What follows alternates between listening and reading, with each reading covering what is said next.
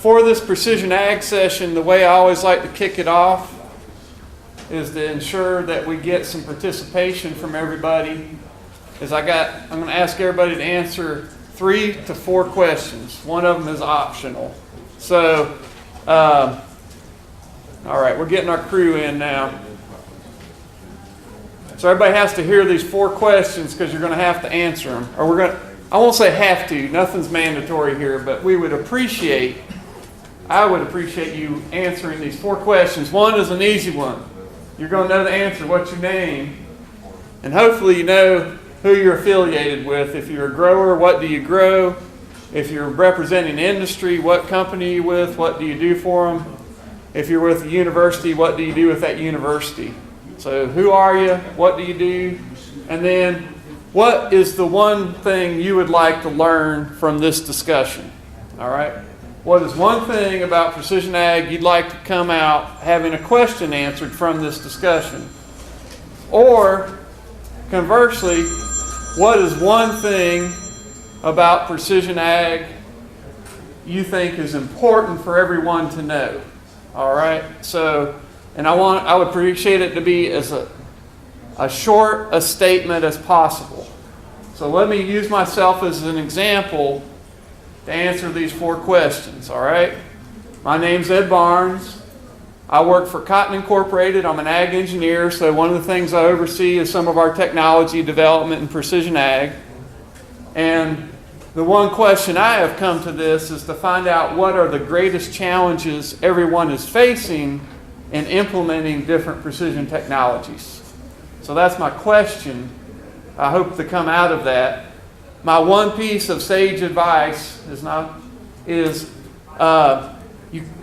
you really have to use a calibrated yield monitor to understand site-specific management.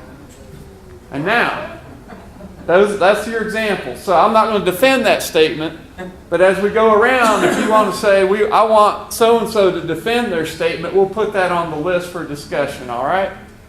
Does that kind of make sense? 4 questions. And we'll start, and I don't know the gentleman in the front here. Should I put you on the spot to be our first? You can. I mean, it looks like I'm not going to have a choice. No, I shouldn't penalize. I should make the guys in the back start, shouldn't I? No. All right. Thanks, Ben. Will you introduce yourself? Yeah, my name is Ben Longley. I'm a grower from South Louisiana. I'm near the Gulf. That was the first question you had, and I didn't get the second one. What was the second one you wanted? What do I expect to get out of it? Yeah. What would you like to get out of this? I'm just trying to learn how we define precision ag, and because everybody I've talked to seems to think it's just nutrient management, and I think there's a lot more to it than that. And 3, what was the third one? If you're doing precision ag, what would be the one thing you would say about it? I'm not doing precision ag yet. That's why I'm trying to be here. That's why I said that's optional. So good that. All right. How can we more broadly define precision ag? Great question. Thank you, Ben. Fred. I'm Fred Borland. I'm a cotton breeder with the University of Arkansas. I'm here really to learn, but the aspect of precision ag I see perhaps in the future is being able to utilize different varieties in the same field, and just how that technology may be coming about, and that precision, where it is. Thanks, Fred. I'm Lucas Jordan. I work with Crop Production Services out of Mississippi. The reason I'm here today is I want to know what somebody else may be doing that I may need to adopt into my precision ag program. And one important thing that I see with precision ag is variable rate lime and fertilizing P&K. All right, great, thank you. Variable rate lime and P&K. All right, let's go right behind you. Okay, my name's David Hybrid. I'm Hybrid's Crop Consulting in Jonesboro, Arkansas.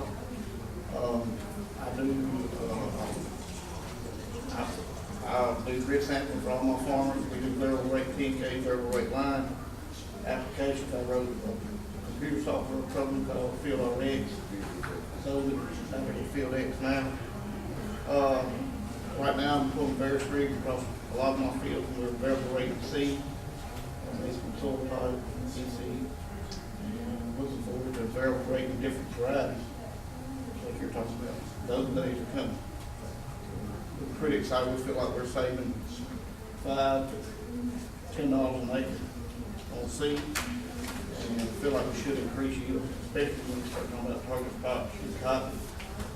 Start soybeans, that can be seeds, because yield. And talk about long. Anyway, that's where I'm at. All right, I don't thank know if you. it's right or wrong, but that's where I'm at. Well, it sounds like you got some good experience. So I don't know if you already thought about variable rate seeding, a lot of different, he has a lot of experience with Varus and everything. So we're looking forward to your comments. Let me say one other thing before I got you. There's lots and lots of different programs out there as far as John Deere goes. You know, you got My John Deere, you got APEC, and you got different programs like Encompass with Greenpoint, CPS has got theirs coming out. There's different programs out there, and it's a hard find to find one that does what you need. This Encompass is pretty good, that's what we're using right now. I don't know how to CPS, but everybody, you need to be able to talk to computer programs and tell them what you need to do. Some people want DAT files, some people want TXT files, and none of these. Yep. Compatibility on the software is a big challenge for sure. All right, thank you. Next. I'm Brent Lassiter. I'm a crop consultant on the ProLife services. Do a lot of the same things David's talking about. Do grid sampling, zone sampling, pool bearing, write prescriptions for basically all nutrients, including Well, so can y'all hear in the back? So if you'll stand up and Dave didn't have to stand up. I know. I'm a little slow to think of these things. So. I'm Brent Lassiter. I'm with ProLife Services. I'm a crop consultant. We do grid sampling, various sampling, zone sampling, real rate prescriptions. We do all that for all our growers, and we do some for growers that we're not scouting on. We're doing that for others as well. Haven't gotten into the variable rate seeding. I've been talking to David some about that. We're going down that direction, and trying to find a market for our aerial systems as well, and things like that. So that's where we're at. All right, thank you very much, David. Dennis Burns, the county agent, Tensile Parish, and precision ag agent for the Ag Center.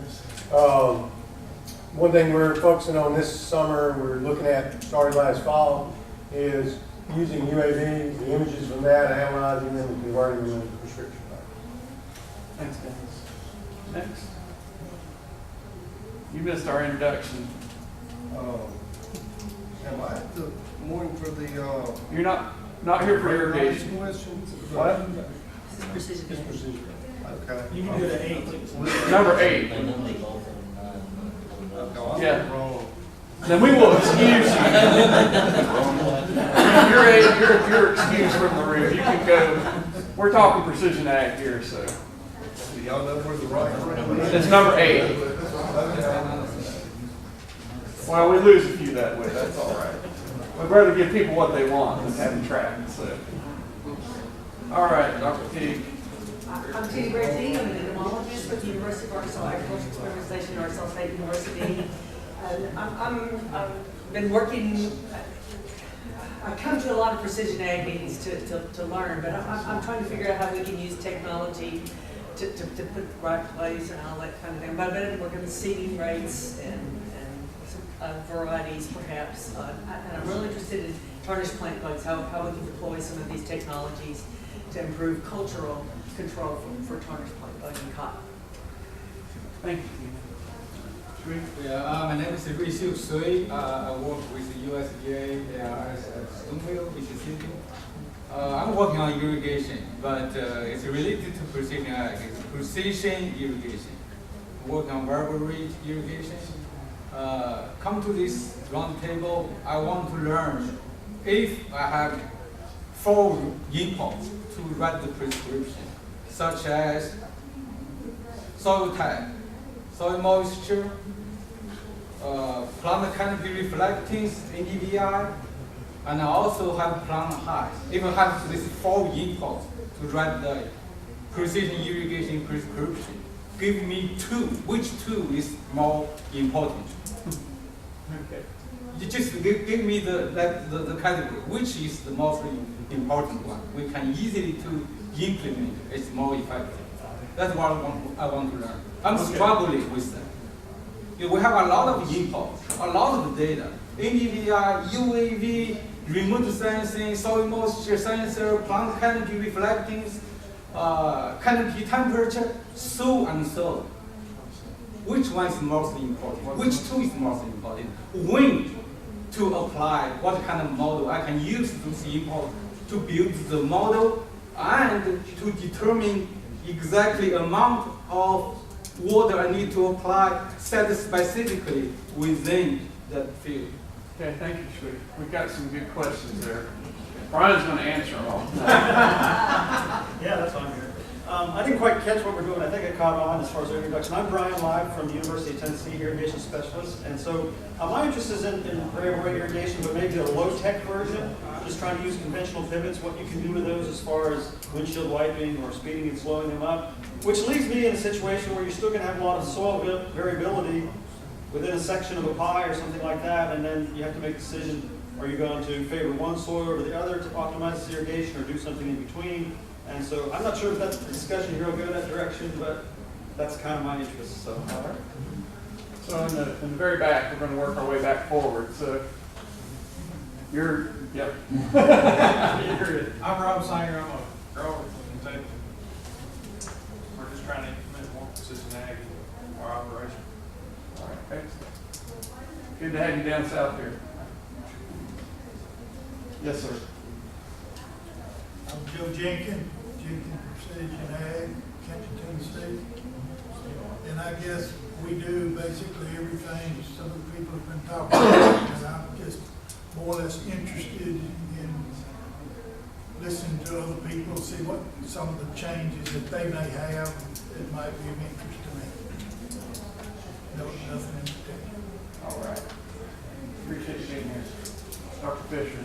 I'm Ken Fisher, ag engineer working with the ARS in Stoneville, Mississippi. I'm just interested to see what people are doing, what concerns they have, what areas might need some working on that we can address. I'm just a lurker, see what everyone else is doing. All right. So we've got some teachers here too, so we're in good shape. Mr. LaCour. I'm George LaCour. I'm from here in Louisiana. I've been playing with precision ag for about 19 years.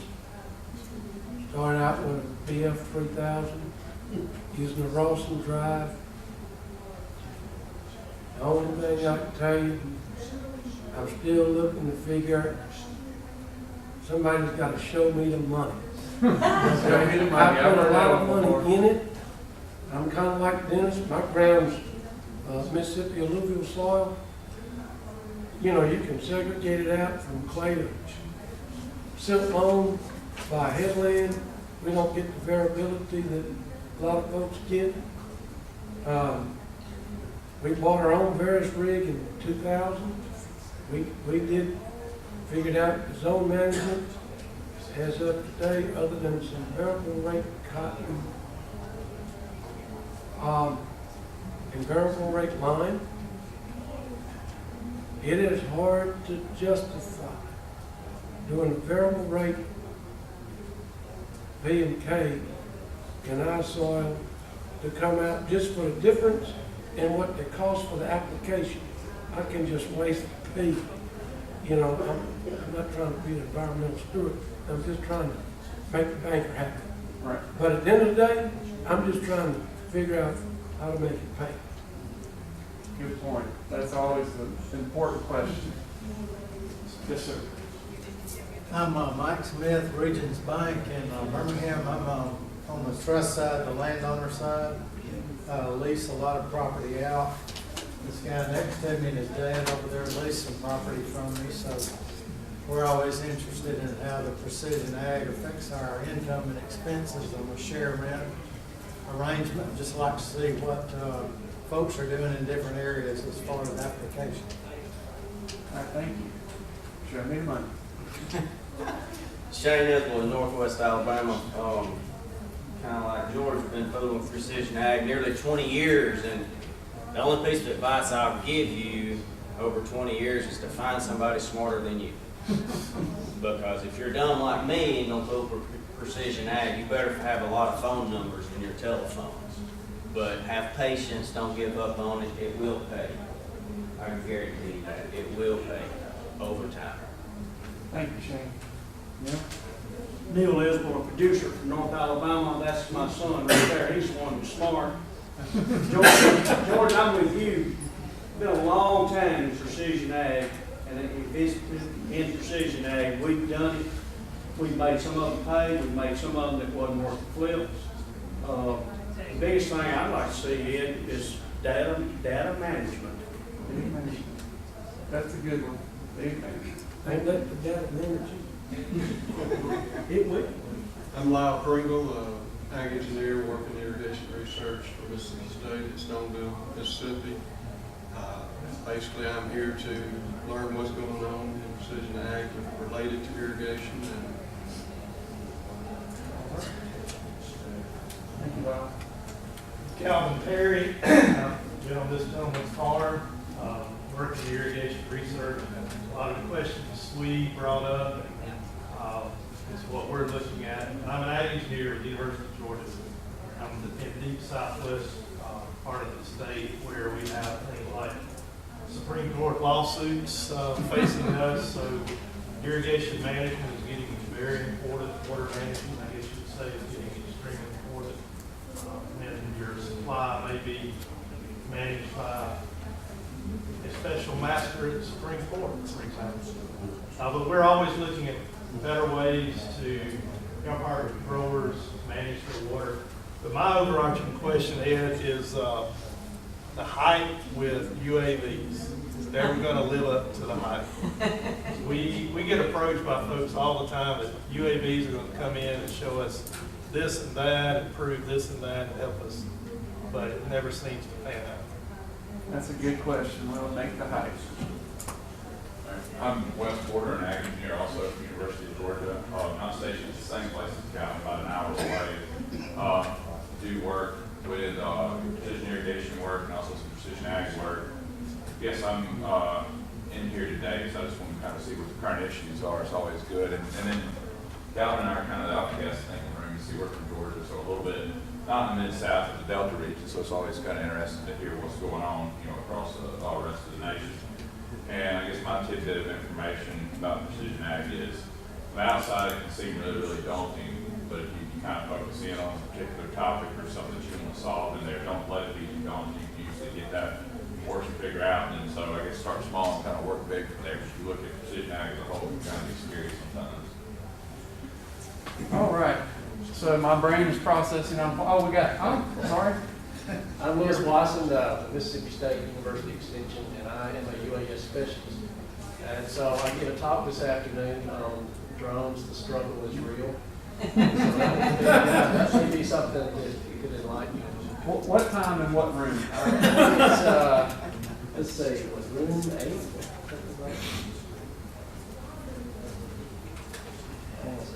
225, that'd be session 4, room 7. And then aerial system struggle is real. All right. No, it's not really high. So that's a little teasing. But anyway, I'm just interested in, I've been in remote sensing for, gosh, almost 20 years. Has it really been used in agriculture? Sort of. But, so I'm interested to see how remote sensing from satellites all the way down to UAVs how can be used in precision ag. I'm interested, I know Jimmy Flanagan and Randy Price, so I'm interested to see what you guys are doing. All right. Thank you. All right. So I've tried to make a on-the-fly list what we can do in the next 30 minutes. So one of the things I heard, some discussion, and I know there's been a lot of work on variable rate seeding. So we're going to start with VR seeding. And then what Fred introduced, some of y'all, if any of y'all have had experience in looking at planters that can do more than one variety, I'd like to hear thoughts about that. And what do we see as the potential for precision variety placement? That's one that I haven't given a lot of thought to. Maybe some of you have. So we'll start early in the season. And then one of the things I heard was software and data is always a challenge. And so we are making some progress. So there's something called Ag Gateway about defining data standards, but it's still too hard. It shouldn't be that hard. So we'll talk a little bit about software and data management. And then we got a lot of irrigation expertise in here. So that's one that's kind of emerging. And what a lot of these guys here have done different research on variable rate irrigation, especially with what I find intriguing are if you have a pivot and the ability to control the pie shape, that seems like pretty low cost of entry, something that might be worth looking at. So I thought we'll put irrigation on the list. And then we can't, and this will get into a broader topic, I think, but show me the money has always got to be one of our questions. Where's the money in all of this? All this pain and suffering, you want to get some payback for it, right? And so that will be another topic. Did I miss anything when I went through that list? Oh, and then UAV's got to be in there somewhere. Even though you're going to have a dedicated session, let's see if we have time at the end. Because a couple of y'all mentioned UAVs and the hype, and I used to do a lot of remote sensing work too, and it's always been overhyped, all right? But there is some usefulness there. We all know that too. So separating the hype from the fact from fiction, that's the challenge, all right? So with that, and I'm a cotton person, but this is not a cotton session, so I will allow you to discuss corn and soybeans if you really have to, all right? But who has had really good, I heard a gentleman here saw good benefits of variable rate seeding, and what was your experiences there, and how did you see it saving money? What was the impact on yield? Anybody want to share some experiences with variable rate seeding? And if you could stand up. I can share what I know, or what we've learned so far. Well, first of all, there's a big discrepancy in what you should be planting and what you actually plant. There's really no thresholds there. They tell you to plant 34,000. Well, in corn, do you plant 34,000 up here or in there or down there? Same way with soybeans. You get a low end of bean that doesn't take water very well. How much seed you put down here? Does the top part of the field, like your fair irrigating, the top part of the field need more seed or less seed? With cotton and corn, I think it's an inverse deal. Corn, I think you plant less seed up here, more seed up here, less seed on the bottom. But with cotton, I think you plant less seed up here, so you more seed down here. Because you got crusting issues or whatever down the low end, with the wax here. That's kind of where we're at. Sometimes it doesn't really save a whole lot of seed, but every bag is $500. They add up pretty quick, and you're looking at it's about $5 maker savings just on corn and cotton, and you start looking at beans. Well, you really don't think about variable rate beans or peanuts, but you get to the end of the field and you don't have a good stand because you got a big water hose or something down there, it holds water. So now we're planting more seed on the low end, trying to get a better stand, and that's working. But it takes the farmer and the consultant, and sometimes the farm hand, all get involved and write the prescriptions. I've been writing the prescriptions, and through Encompass, the grower can write the prescriptions, and it's cloud-based, so I can use the prescription that he's writing and give my input, and not even be in the same room.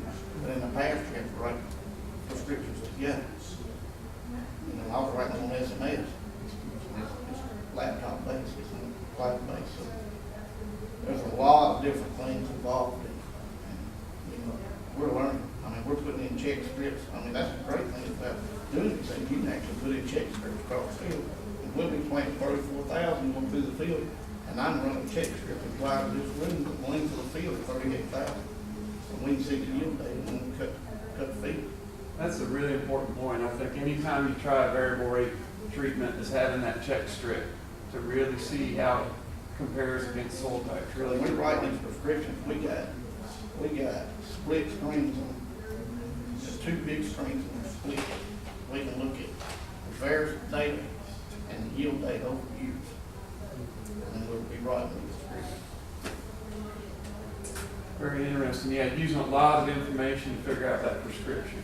I think one of the problems, David has done a great job in this, but a lot of it, we don't have real good basic research on some of these particular plant populations in different environments, and particularly in cotton now, I don't know other crops, but I know I've been asked questions, and I'm just kind of flipping a coin, kind of, I can argue both directions, whether to go up or down in certain situations. You really don't know. Yeah, that's why you have to run checks. Yeah. I mean, that's basically, we'll run 10 or 15 checks across 5 or 6 thousand acres. You know, we'll run a lot of checks. And I know I've watched this from the outside, and in Arkansas, I think Tom Barber had a study where he did, really strict study on different seeding rates for cotton. And it really, cotton, and Fred, you're the expert, but correct me if I'm wrong, but cotton is really pretty intolerant to plant density if it's pretty evenly spaced, right? Absolutely. We've got lots of studies that say you go from studies that go from about 5,000 to 50, 60, 70,000 plants per acre, no difference in yield. Right. But that you've got to all be exactly the same distance apart. I'll verify that. I had a grower, still got it. I mean, I've worked for him for years. Very, very technical. And we do a 2-seed hill drop plate, and we're planting 25,000. Wow. So we're getting a stand of about 17,000. He's one of my highest yielding growers. We don't do it anymore, but that's what we were doing. If you get that stand, even. 17,000, man, we can make, but it makes the cotton late. It makes longer. And you have a heart attack after you plant. Oh, it's ugly early. You can't see the cotton out there, and then later it's gorgeous. But it takes too much time. But what we're seeing now, we're planting 42,000 to get a stand below me. So now we can plant 35 up here and 42 down there. And all my target leaf spot's not going to eat me up here. First sowing wilt is another factor there on plant stands. If you've got vertical wilt, you need to increase that density. So there's a lot of parameters. A lot of different coming things. in on top of that. Right. Tina? So those interactions with pests can really mask other things that you think you're willing to see. And so the tarnished plant bug is very attractive to high biomass areas of the field. So if you're making variable rate seeding rate applications, you may be intensifying your pests.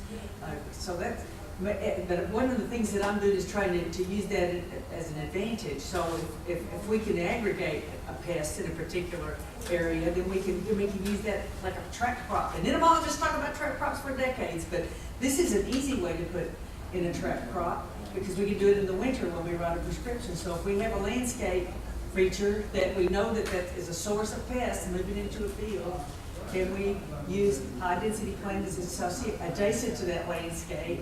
And that's where we can do our scouting, and we can go back to using strip sprays to kill them in that area as they colonize the field. So I'm testing that hypothesis, but it's very difficult to do these field scale tests, analyzing the data.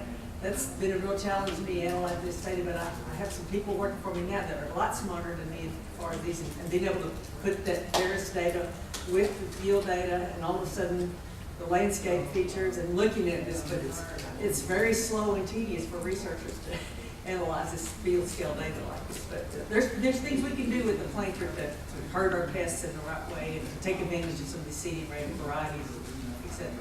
Well, a theme I'm hearing is, and I think this is true for any prescription, is that there's a lot of data and it's probably a site-specific decision. In some parts of the country, I've heard guys say where they have a sandy spot, they're going to go with a low plant density because they don't want competition for the water. In California, where they've got sand and high salt, they want to increase the density, like Fred was saying, in disease pressure to make sure you get emergence. So there is no one size fits all, I guess. And I think that kind of leads us in.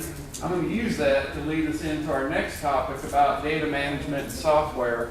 I know you're a software developer. You've talked about your software. Does anybody else have a software that they have found has been easy to work with in managing their data? Has anybody seen a unicorn? No. Has anybody have thoughts on on some things that have worked for you, or maybe that have not worked for you, in terms of trying to get the software? Just pick one, use it, learn it, get the most out of it. I mean, I've worked with Formworks, SMS, Apex, I mean, several of them, and once you figure out what everything means, stay with it, figure out what works best for you, how to get the most out of it. So pick one and stick with it. Pick one that's got good support. Yeah, It's got good support. Somebody that you can talk to. Having a human voice on the other end of the phone, or maybe even on the That phone will road. answer the phone. On the daily basis. On the daily basis. That's a great point. Yeah, when it, It's your best friend selling it to you, and all of a sudden after about 3 phone calls, they never answer again. Yeah. How about look at one based on what you want to do, right? Some of them are better at just viewing data, some are better at writing prescriptions, some of them are better at having, as you mentioned, cloud-based interfaces and stuff such as that. Some are better for consultants. And I don't have all of those answers, but you know, when you start looking at one, what's your number one and number two, number three reasons for getting that software? You know, what are you planning to do with it? And then really dig deep into what you're, when you're looking at them, you talk to the sales guys and all, and kind of figure out if it's going to meet your needs for that particular operation. That's been, at least from the research perspective, sometimes we use 3 or 4 different ones because one's better at this, but then I have to, better to keep all the data managed through this one, so which one is the best one for the one operation you want to do or 2 operations you want to do. Really good point. That's a nice blend, what Wes just said about knowing your objectives and find the software that's best, and then following Dennis's advice and sticking with that software, learning it, and get it to do that one or 2 or 3 things you want to do. I do think as researchers we get guilty of thinking, well, we got to do all this stuff. But I think in reality, getting a few things figured out is where we got to start. And so any more comments? Anybody getting into this big data realm? On big data? Anybody doing advanced analytics? It's coming. It's not a choice, is what you're saying. I just want to know who's going to have it, so I can go that direction. You want to know who's going to have it? Yeah. Who's going to be the leader? Who's going to do it?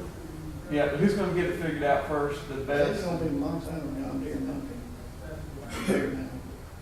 I think it's going to be John Deere. I think everybody follow John Deere. I think everybody will come up. That's my opinion. And your comments at the beginning about the importance of yield monitor data, how are everybody keeping up with yield monitor data? Where are they keeping their data? Can they get to it easily? We're keeping ours on our own system. We're storing it on our own system. So I have about 4 places. So if a hard drive crashes, I got it on external hard drives. Got it in, web-based clouds, or, in multiple locations. Because I want to go back 10 years sometimes when I'm adjusting zones to write prescriptions or adjusting zones to pull samples by or to apply variable rate fertilizer, whatever. My zones move because we're in no-till and zones have moved over the years. We've increased profitability in some and the profitability has shrank in some, so you're not going to waste money in those spots. So I want to look back over multiple years and not just yield data, but lots of different data. So I keep all that stuff and in multiple locations because I've had hard drives crash in the past, and you wouldn't think a hard drive crashing would stop a farm, but it'll almost stop your entire operation in this day and time. So I think our dynamics are changing, kind of what you alluded to. But, now that we've got modems on most of our equipment out in the field, so we're immediately getting access to that data cloud-based now. Before you it might have sat on the machine forever. Now it's getting uploaded, and I think that's starting to change how some of those operations happen, how we touch it. To go back to your, I don't know how public information is, but I know that John Deere is working very hard on their cotton side to from the calibration. I'm sure you know about it. So that's also changing the dynamic. We're starting to look at machines that's taking the user need for calibration out of it and putting it in machine control from then on. So then all the data is sitting right there and linked up. And it's working. The new data is working in other words, it's self-calibrating to a certain extent. The computer's taking over. It's really working good in the test phase, and all this information now, where Dere's headed, is all wirelessly transferred. It's going straight to the cloud, to my laptop. It's back on my cell phone within 15 minutes of leaving the field. See, that's almost invaluable, because if you've got a consultant or someone working for you, I can send them data from my phone to their phone. I view everything up when my farm is cut field or Yeah. field. I view it.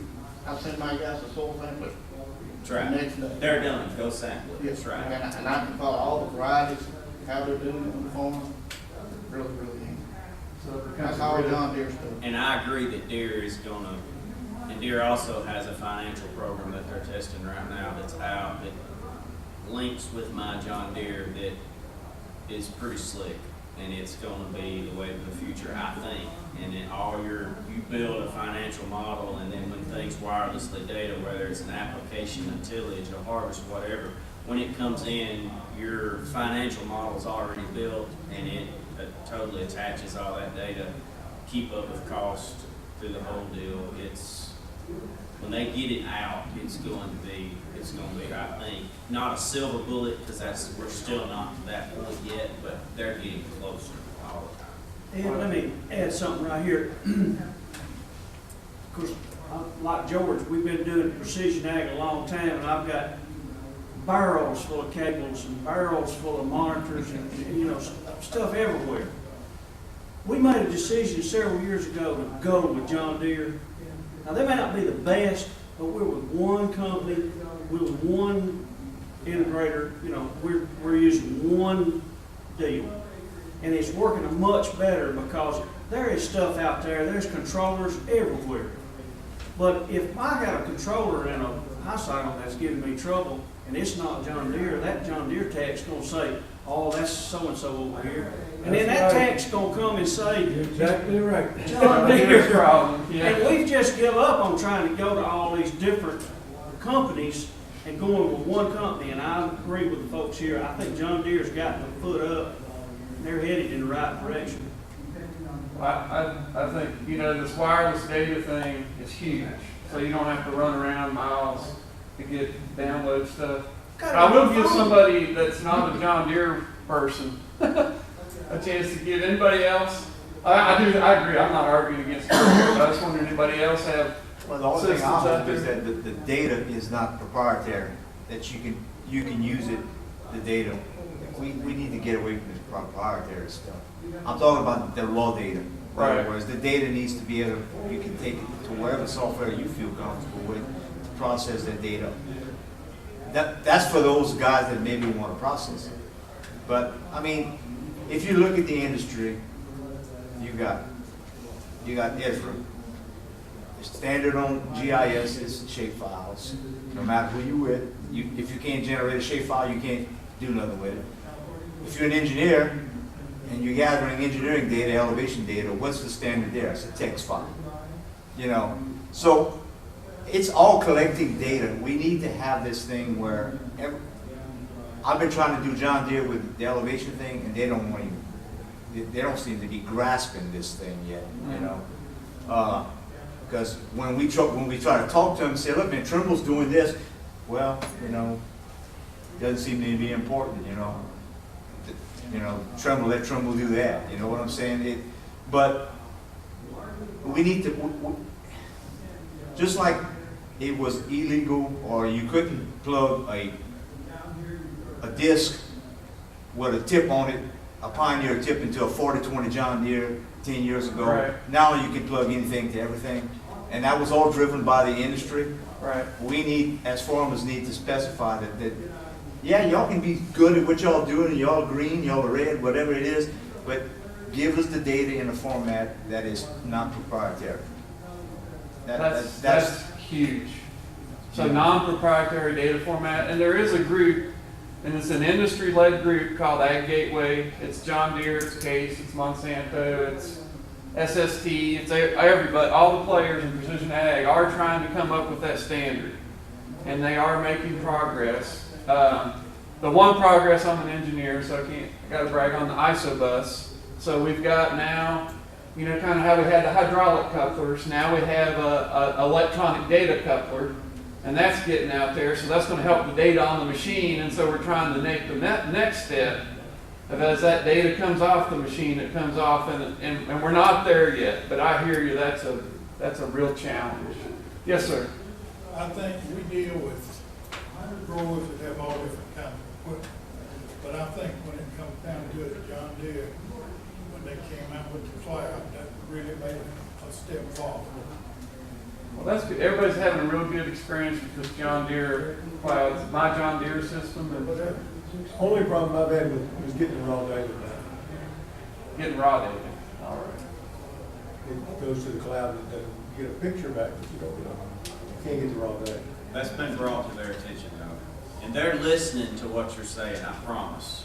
They're working on it diligently. They understand our concern, the consultant and the farmer's concern about the raw data. They're working on it. They understand there's some legality there. They want to get around it the best way they know how. Sat in some meetings recently, and I'm sure divulge too much about it, but I promise you, they understand.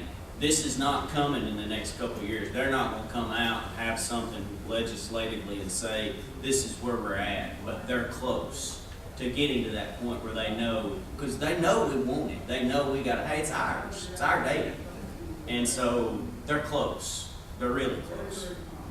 One thing I'd like to say about John Deere too is I hope they make it affordable to the consumer. You know, don't price it, don't put such a premium on it.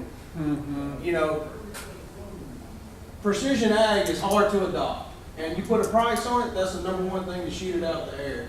And all this data that's getting collected, it belongs to the farmer. He's the one that collected it.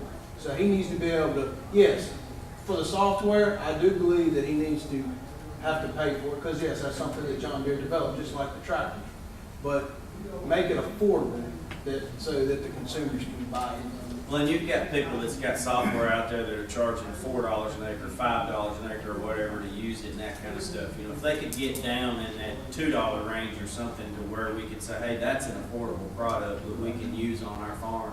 But it's going to have to be that product that's more like the silver bullet. It can't just be gathering data. It's got to have all these tools we're talking about involved to be able to pay that $2 an acre to use this software or whatever. So that brings us, go ahead. Why do you have to pay an acre fee for software if you're going to generate the data and process it yourself? Now, if they're processing it for you 100%, I understand. But if you're doing everything yourself from start to finish, why should you have to pay an additional fee to use your software if you're already paying an annual fee? I agree. But, you know, I know there's a lot of engineers in this room, and that goes back to this, what I said earlier. You look at AutoCAD. AutoCAD is probably the most successful engineering program out there when it comes to doing design.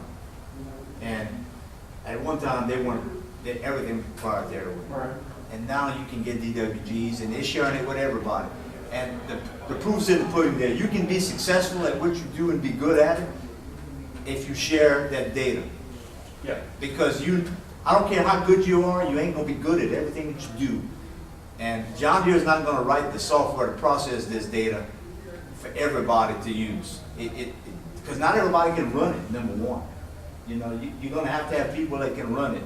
And you're gonna be good at one thing, then give me some data that I can be good at. I don't even have to be a farmer if I can process the data, you know? Right. So it's just, it's a battle, and I don't know if we'll ever, I like that you say they're listening, because I haven't got the feeling that they weren't listening to me for sure.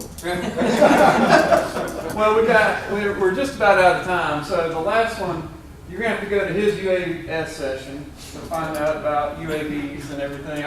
Let's just close up and finish up talking about showing me the money, and that's where we're really getting to. You're talking about, you know, if you want this technology, if you want to pay a per acre fee, get it down to where it does everything for $2 an acre. And the thing I've seen, and I'll make our remote sensing section here, used to be just get an image of your field.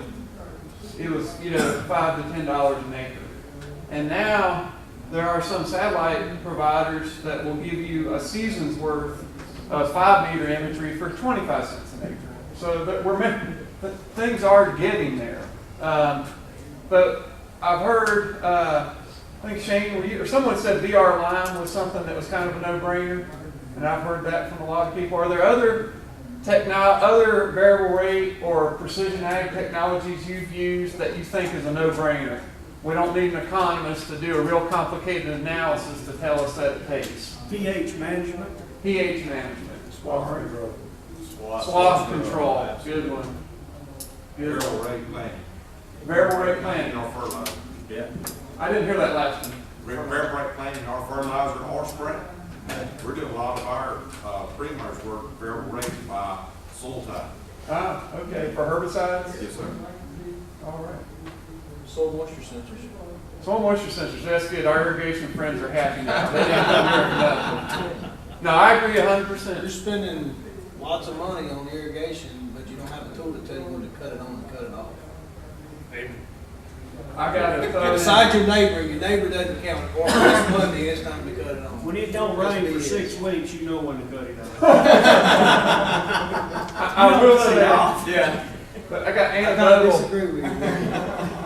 We did a survey of 900 cotton producers in 2015, and we found the guys that were using sensors, this is about only that were using sensors, irrigated producers using sensors versus irrigated producers not using sensors. The ones using sensors were getting 100 pounds more yield on average, and were getting, they were getting 5 pounds more per inch of irrigation. So they were getting more water use efficiency and higher yields. So that's pretty darn good. Now there could be a lot of reasons that happened, because the guys that were willing to invest in the sensors are more higher managers or whatever. But I just found that was interesting that putting water on the right time in the right place is valuable. And it's probably the most, Especially in cotton, it's extremely. Definitely over the time. Yeah. yes, you definitely can overwater cotton. One thing, Ed, with some of the growers I've worked with in Tensile with sensors for the last 3 years, they've gotten comfortable enough and learned enough, they're starting to stretch their water.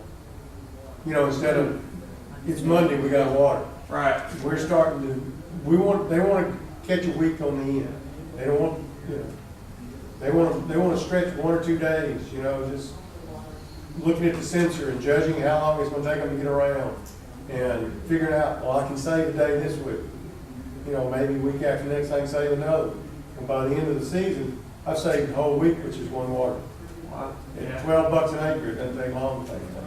Yeah. If you got a rain coming in, it's, you're getting close to your threshold, well, let's see what this rain does before I water. Yeah, so some really good discussion. I think it's lunchtime. I don't want to make you late for that, but thank everybody for their participation. Appreciate it.